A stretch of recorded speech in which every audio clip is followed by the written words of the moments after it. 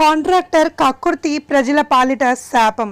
అడిగేవాళ్ళు లేరని కాంట్రాక్టర్లో బరితెగింపు.